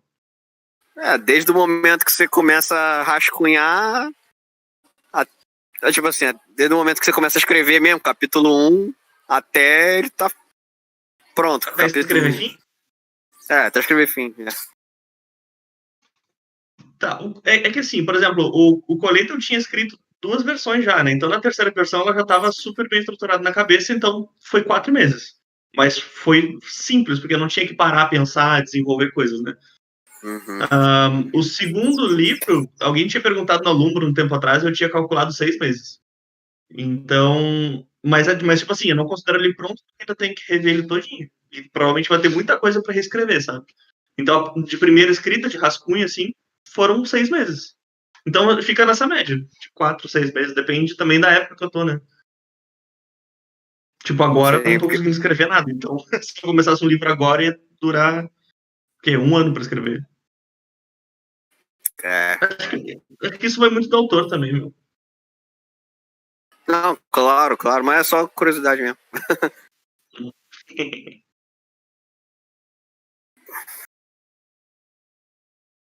Você podia perguntar pra Lilian, né? A Lilian escreveu pô, a 17 livros, Lilian né? aí já tá no... Nossa, ela tá com crédito já, porque ela já tem vários na fila, só Vocês querem ouvir mesmo? Vocês não vão ficar bravos comigo, não? Pode falar, pai. Quantas semanas você levou pra cada livro? Fala. Não, no máximo eu vou cortar os pulsos, mas tá tranquilo. É assim, vamos lá. Esse tempo de maturação, de pesquisa, é uma coisa que vai intercalando entre o lavar louça, lavar roupa, varrer o quintal. Eu vou pensando conforme eu vou fazendo outras coisas automáticas. Eu já tinha comentado isso com vocês aí, né? E daí, quando eu sento para fazer o livro está pronto dentro da minha cabeça. Eu tenho começo, meio e fim, e eu não faço a mínima ideia das falas. A hora que eu sento, eu vou escrevendo e elas vão aparecendo e vão embora. É como se eu estivesse conversando com os personagens o tempo todo. Só que isso é muito rápido.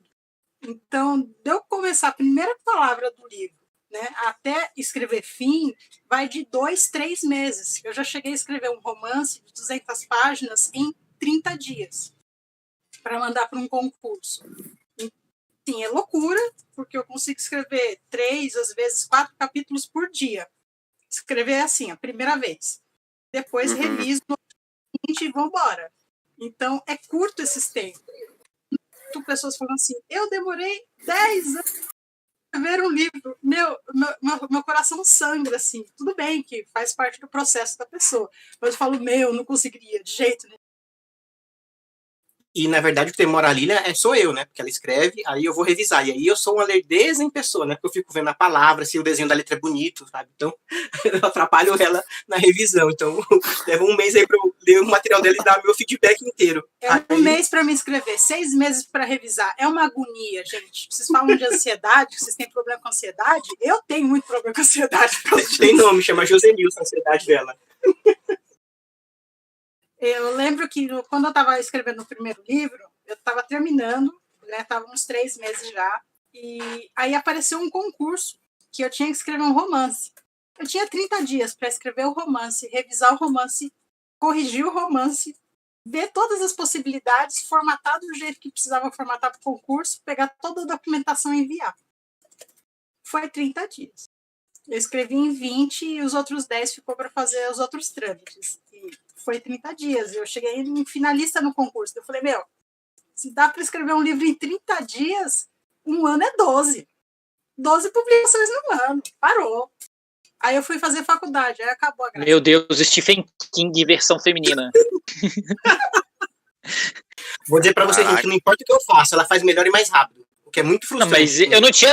Ô, Joy, não é querendo te menosprezar, não, mas isso é óbvio. Eu não tinha dúvida. Eu sei. Por isso eu casei com ela, porque alguém tem que ter sucesso nessa família. É. Alguém tem que ser melhor que a gente pra gente se inspirar, né, e tentar chegar lá, né? Exatamente. Tipo uma triatleta dos livros, né? Triatlon. Nossa. Tipo, É. triatlon, é. Isso porque ela faz livro de fotografia dela, outras coisas aí, então. Eu tenho outras publicações didáticas, tem de fotografia. Ao todo, até agora, foram 19 publicações, sendo que eu comecei a escrever em 2007, 2008. Uhum. Então, são 19 publicações até o momento. E agora estou terminando mais uma, vou relançar outra e assim vai. Vocês conhecem Já podem se aquela... matar, gente.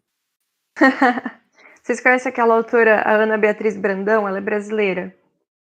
A menina. 2 anos ela fez 20 livros. Aí, tá Que? bom. Não entendi. Que? 12 anos? 2 anos. Mas livro de quê? Qual o tamanho? Calma aí. Livro, pô, tem. Eu Páginas de cada um. Era Dragon Ball. 5.000? Se ela consegue. Eu conheci ela pessoalmente, porque inclusive eu trabalhei com ela numa adaptação para cinema de um dos livros dela, que chama O Garoto do Cachecol Vermelho. Sim, sim. Ela é um amor de pessoa. Ela é bem legal, Mas 20 em 2 anos? Pois é. Ela não publicou todos, mas escritos foram 20. Pô, tá de crédito pra vida inteira isso aí. Nossa. Eu planejei escrever 16 antes de morrer aos 80 anos. Puta merda. Gente. É que assim também, eu acho que tem tipo livros e livros, tem tipo gêneros diferentes e tem pegadas diferentes. Acho que não é qualquer livro que você escreve nessa velocidade. Não é só também uma questão de, enfim, produtividade, de ritmo que você consegue produzir e tal. Eu acho que existem diferentes produtos, têm diferentes tempos de maturação. E tem diferentes, enfim, possibilidades artísticas e comerciais, assim. Eu acho que é interessante a gente, enfim, levantar esses tempos, essas coisas, mas não dá pra gente olhar para livros como se eles também fossem a mesma coisa, o processo de produção de qualquer tipo de livro, né? Se você, por exemplo, sei lá, tá falando de que seja uma fantasia que você precisa trabalhar um world building mais aprofundado, você já provavelmente vai passar o tempo que um outro gênero poderia se escrever o livro inteiro e você vai passar só trabalhando aspectos de construção de mundo e tudo mais, que você não tem como não fazer se você quiser ter um produto minimamente viável dentro desse gênero. Então eu acho que também é bom a gente ficar com isso na cabeça também, né? Não, sim, cada produto é um produto e cada autor é um autor.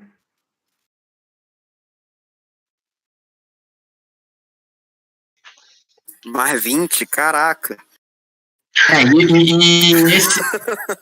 E esse que eu tava comentando, que tava rolando uma adaptação pra cinema e tal, é tipo, vendeu para um caralho, assim. Sim. Não é bem só que tipo, foram muitos livros e os livros X, assim, um deles é meio tipo best-seller, assim. Caraca, top. Bom saber, bom exemplo e inspiração pra gente.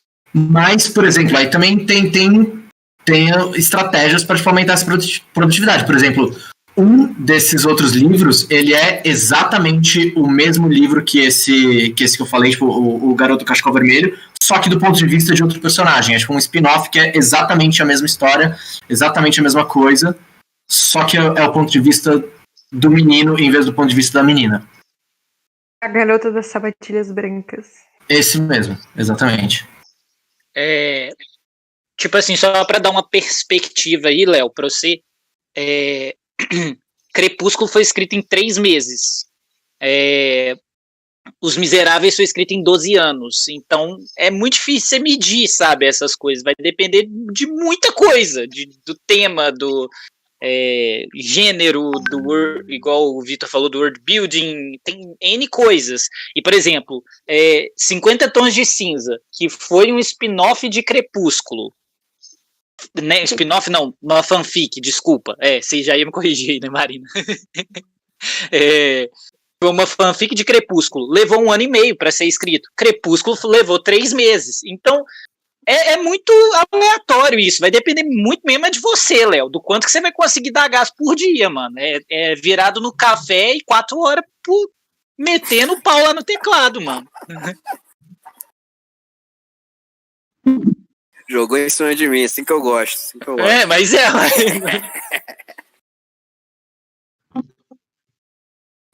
acho bom, acho curiosidade boa saber essas coisas. Acho bem maneiro.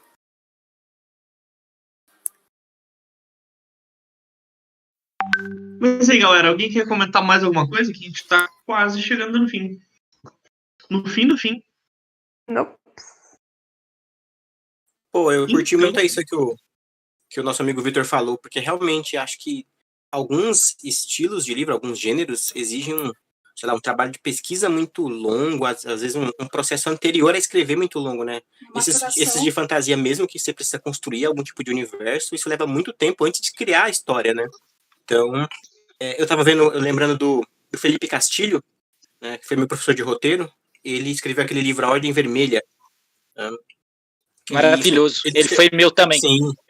Então, e não foi um livro tão longo assim, mas foi um processo escrito a várias mãos, né? Porque, pelo que eu entendi, eles eram meio que um writer's room lá, né? Pra escrever. Então, a galera ficava dando ideia e ele ia escrevendo lá junto com todo mundo. E tinha um trabalho extra aí de pensar em. Ele não queria deixar nenhum tipo de descrição na história que tivesse essa questão aí física, como, sei lá, fulano é bonito ou fulano é feia, sabe? Ele precisava descrever os personagens, mas de um modo que isso não ficasse mais neutro, né? Que não tivesse nenhum tipo de atitude, sei lá, misógina, por exemplo, enfim, ou que, né, o valor fosse medido pelo aspecto físico. Então, foi um trabalho a mais aí. Então, só que foi uma correria porque eles estavam, né, tinha um prazo para entregar, que era a CCXP. Né? Então, tinha um prazo curto relativamente para fazer o processo. Era muita gente dando opinião, construindo um cenário ao mesmo tempo, construindo o mundo, enfim, os desenhos, tal, as raças. Então, tem que ter um bom método para produzir um processo desse que é um universo, né, em pouco tempo. Geralmente essas histórias tipo Guerra dos Tronos vão ser sempre longas por conta disso, né? Tem muita coisa. E você não pode simplesmente subverter, tipo, aqui tem dragões, agora vai ter uns Tiranossauro Rex. Não faz sentido, entendeu? Quer dizer, né, o universo é seu, mas se você está acostumado com algum tipo de cenário, né, somente esses de fantasia, se você tenta subverter a regra, tem um trabalho muito problemático aí, para você fazer isso sem sair do universo, sem criar uma estranheza tão grande que desassocia do gênero, né? Então, às vezes a pesquisa leva muito mais tempo e esse refinamento é demorado, né? Não é nem sentar e escrever, mas planejar isso aí antes, né? Isso é demorado, talvez, pro livro. Enfim, reflexões. Além do conteúdo ser grande, tem a questão o cara tem que ter uma boa memória, né? Pra ter os insights necessários. E o ritmo ser bom, porque se o cara deixar 2 meses de lado, já esqueceu tudo e vai tudo por água abaixo, perde essa oportunidade de insight também. Ainda tem esse ponto. Sim, pô, e você pega esse tipo Ordem Vermelha, tem umas raças diferentes, né? Sei lá, o elfo dele não é como um elfo, né? Então, o que a gente tá acostumado a ver, tipo, não tem nada a ver com o Legolas da vida, por exemplo. Tem raças novas, tipo, Kaorshs, que são completamente diferentes. Então, até pensar nesses seres é um problema, porque você tá criando um novo tipo de ser, que não pode ser igual a nenhum outro, mas tem que partir de alguma referência que a gente possa reconhecer nesse universo, né? É bem complexo, então, sabe? Foi um trabalho bem louco, feito em um tempo bem curto até, né? Pensando nesse tipo de cenário. Imagina o Martin tendo que reler todos os Game of Thrones pra poder entrar no clima pra coisa o próximo, aí ele para, aí depois tem que reler tudo e por isso tá demorando. Imagina se o cara tá num limbo assim. Nossa, eu acho que quem contou justamente isso que ele faz. Eu não sei se foi o Pedro que contou isso, mas alguém contou que, tipo assim, por causa desse problema, existia um fórum oficial de Game of... Um fórum, aliás, de fã de Game of Thrones, né? E que ele consultava, porque ele não lembrava das coisas que tinha acontecido. Imagino. Eu acho que ele fez uma parceria, não é isso, Pedro? Com a galera e lançou um manual oficial, um trem assim? É o Hélio Garcia e a Linda and Tennyson, alguma coisa assim. Eu tô lendo aqui no livro que eu tenho. Eles tinham um fórum, ou uma Wikipedia, uma coisa assim, chamada Westeros.org, tá no ar até hoje. E eles eram tão fãs que eles compilavam informações super detalhadas de todos os livros. E um dia ele esqueceu, eu não lembro se ele esqueceu onde ele tinha deixado o cavalo de um personagem, ou se era a cor do cabelo de uma personagem. Foi uma dessas duas coisas. E ele ligou pra eles e disse assim: oi, aqui é o George Martin, tudo bem? Eu deixei o cavalo do fulano. Eu tô conseguindo.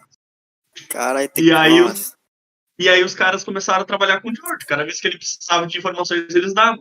Tanto que ele liberou para eles escreverem o World of Ice and Fire, que é a enciclopédia oficial de Game of Thrones. Ele só foi lá e escreveu umas coisas, deu o aval e fechou. Valeu a pena ser fã. Eu não pensei nisso antes, caramba. Nossa, eu vou montar um fórum no das minhas histórias. Por isso que é importante, vocês pegam um autor que ainda não fez sucesso, vira fã, faz uma wiki, se dedica, porque se ele ficar famoso, ele pode levar você junto pra frente. Pô, cara, eu tô com um livro pra escrever, tu quer me dar mais trabalho, mais ideia? Aí fudeu. Me manda o segundo livro daí da colheita que eu te ajudo, Perto Branco. Quero muito ler antes de todo mundo. 5 minutos, peraí. Opa, gostei de ouvir agora. Manda o PDF pro cara aí. Fechou. Mas, galera, a gente vai encerrando, então. Só queria, então, agradecer a vocês por terem vindo, por terem participado com a gente mais um módulo inteiro.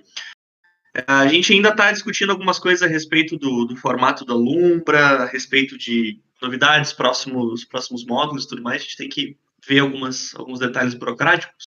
Mas em breve a gente dá um retorno para vocês de quando que a gente começa os próximos encontros, tá bom? Mas igual, muito obrigado por terem participado com a gente da Margaret Atwood também. Porque, como vocês sabem, porque teve encontros que não aconteceram, se não fosse vocês, isso não acontecia, literalmente, né? Pô, Pedro, se tiver alguma coisa que das discussões que vocês estão tendo e ideias e tudo mais que der para ajudar, se tiver alguma coisa também, dá um toque, vamos se ajudar para ver como as coisas continuam, qual que é o formato mais legal e tudo mais. Estou, sei lá, à disposição para o que puderem usar de mim. Não, de boas, meu. Nossa, delícia, quer dizer. Usar você, assim, ó, que voz. Só que tem que vir para São Paulo, gente, ou pagar minha passagem. Tipo, manda o Uber, né?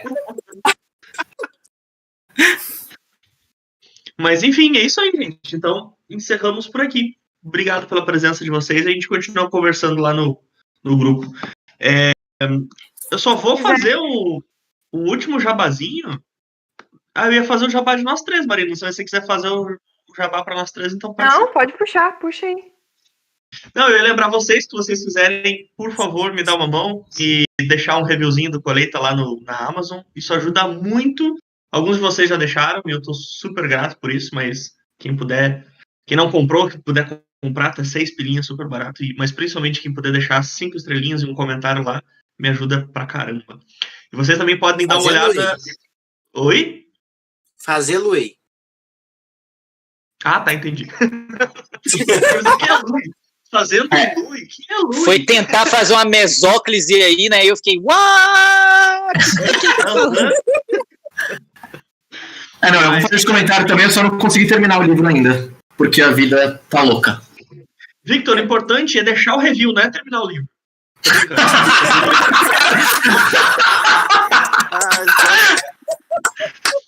Então, pô, então tá dominado. Honestidade é tudo.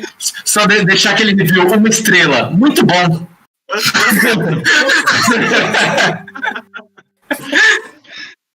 E outra coisa, quem puder depois dar uma passada lá no Instagram do Amelie Editorial para dar uma olhada no trabalho que a Marina tá fazendo. Ela Bom lembrar. Isso tá muito maneiro. Eu dei uma passada lá. Eu não sei até que ponto as coisas são sigilosas. Fala tudo, pelo amor de Deus. Não surgiu bem orgânico esse projeto, pensando realmente na realidade do Brasil, que é muito difícil a gente conseguir chegar a grandes editoras e fazer sucesso para chegar lá. Então, um dos meios que o autor independente consegue para fazer esse gancho é realmente sendo finalista de concurso, porque daí ele tem certa credibilidade a mais aos olhos dessas grandes empresas. Então, a gente meio que fez um estudo super amplo e, de certa forma, também bem específico para cada prêmio e concurso que tem no Brasil. E, bom, tem coisas aí que não podem ser faladas, mas a princípio é uma série que está saindo todo domingo lá no Instagram da Amelie Editorial, e pro mês de outubro vai ter mais uma novidade, mas a princípio é isso mesmo. E já que a gente falou hoje sobre reviews, vai ficar de último tempo de casa da Margaret, todo mundo tem que ler o conto do Yuri e deixar um review público no grupo do WhatsApp. Eita. Fechado? Beleza? Instagram. Tá no que? Na Amazon? Conta. Eu ler também. Você vê como é que essa ditadura tá surgindo. Agora a ditadura já tá no vocês têm que ler e deixar reviews. Vê aí como é que é essa ditadura. Eles estão querendo controlar a imprensa, mas deixa. Gente, calma. Já baixei, só falta ler. Não precisa ser essa pressão toda, não. Fala aí mais do Calma. conto. Então, não precisa ter essa pressão toda para poder, né, ler, comentar, etc, que o Pedro pôs, não. Seria bom mesmo, ajudaria e tal, mas fiquem à vontade. Tem sim. Basicamente, se você gosta de terror cósmico, de suspense, gosta de, sei lá, umas histórias mais ritualísticas, e ao mesmo tempo uma coisa mais psicológica, acho que vai ser um conto legal para você ler. Eu, há 1 ano atrás ou 2, eu escrevi um conto chamado Pílulas, que ele foi um conto para a antologia da Draco. Eu me arrependi de algumas coisas que eu fiz nesse conto, eu até já contei sobre ele aqui nas reuniões, porque eu acho que eu fiquei muito preso ao estereótipo Lovecraftiano da coisa, e porque na época, eu ainda não entendia como escrever personagens. A minha história ficou uma história na época ficou mais parecendo um jogo do que uma história. Mas como eu gostei muito dela ainda assim, eu resolvi fazer... Uma amiga me mandou uma música e falou assim, olha, eu imagino muito uma música, uma história dessa música, que é Cemeteries of London, do Coldplay. E aí eu falei assim, velho, eu nunca reparei na letra. E aí eu fui reparar na letra, ela falou assim, nossa, na hora que tem a frase, existem cidades fantasmas debaixo do oceano, eu até arrepio. E hoje eu arrepio quando eu escuto isso na música. E eu falei assim, pô, muito legal, por que você não escreve uma história sobre isso? Sei lá, eu não sou escritora, não consigo, não sei o que tem. Tentei incentivar, mas ela desistiu. E aí eu fiquei com isso martelando na minha cabeça, depois ela me mandou uma imagem que também me influenciou muito, eu falei assim, velho, eu vou tirar uma história disso. E acabei escrevendo. A história se passa, em teoria, no mesmo universo, mas elas não estão exatamente conectadas, e aí eu resolvi que agora eu vou fazer uma antologia cósmica minha, de algumas coisas vão ser, né, do que a gente já está acostumado de Lovecraft, algumas coisas que eu mesmo criei, que eu mesmo inventei, que não tem base nenhuma de mitologia. Enfim, que vocês quiserem, tá lá no meu Instagram, o link na bio, ou então flagrare.com.br, já é o último post que eu fiz lá, Dá para baixar em MOB, EPUB, PDF e ler pelo Wattpad. Eu não pus na Amazon porque eu não queria que as pessoas tivessem que pagar por ele, mas eu tô vendo que é tão mais fácil o acesso quando tá na Amazon que eu não sei o que eu faço nesse caso. Yuri, Sempre R$0. tem tipo alguma plataforma que é melhor pra você, pra gente ler isso, pra olhar? Porque, sei lá, por qualquer métrica que seja, assim? Eu não faço métrica, tipo, esse tipo de conto, essas coisas que eu tô escrevendo que são pequenas, hoje eu não me preocupo muito com isso. O Wattpad é bom para construir base de números, né? Mas eu sempre defendo que o seu conforto vale mais do que o meu número. Então, tipo assim, pode ler onde você preferir. E se quiser deixar dar um feedback qualquer, por menor que seja, é legal, porque, tipo, eu já percebi que qualquer print que eu coloco de uma pessoa falando bem incentiva outras pessoas a lerem. Isso é muito engraçado, né? Mas, enfim. Então, qualquer comentário positivo, se você chegar a ler, pode ter um negativo também, né? Mas, enfim, se tiver algum positivo, seria legal. Eu acho que tem que compartilhar mesmo comentários positivos que as pessoas fazem, né? As pessoas estão gostando. Pois é. Tem que mostrar. Vivi, eu acho que dá pra pôr ele gratuito, só que eu acho que é por tempo limitado, né? Tipo, não dá pra ele ficar pra sempre gratuito, né? Eu acho que o preço mínimo é R$1,99, então, tipo, eu não queria dificultar o acesso, mas ao mesmo tempo, não sei. Colocar ele no Kindle Unlimited, talvez? Acho que é isso mesmo, só por um tempo. A não ser que teve uma Limited, mas também não sei se tem prazo pra Limited, né? Então é isso. Tá feito o jabá. Fica o tema de casa. Apesar do que o Yuri disse, continua o tema de casa. Mas, galera, muito obrigado. E a gente vai conversando então no grupo, tá? Qualquer coisa que vocês precisarem, a gente tá sempre à disposição de vocês. Maravilha. Beijo, gente. Beijo. Foi um prazer estar com vocês de novo aí. Adiós. O projeto é muito bom. Não podemos parar com ele. Beleza. Não pararemos. Mudaremos algumas coisas, mas parar não vamos parar, não. E Yuri, parabéns aí pela superação, hein? Foi um ano difícil, Valeu. mas tu tá voltando aí. Isso aí, cara. Valeu. Gambate. Uhul. Valeu, galera. Abraço pra todo mundo. Abraço.